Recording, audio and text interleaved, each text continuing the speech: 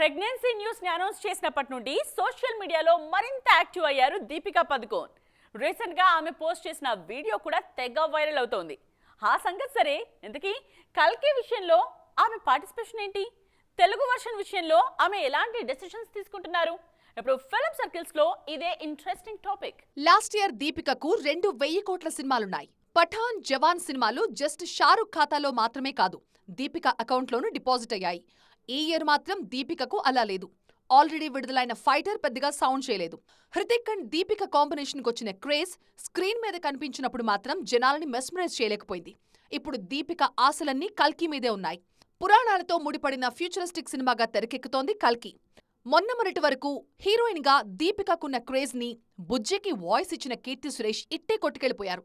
Recent గా బుజ్జితో బుజ్జిగాడు చేసిన ఈవెంట్లోనూ దీపిక కనిపించలేదు. నెక్స్ట్ ప్రమోషన్స్కైనా దీపిక వస్తారా లేదా?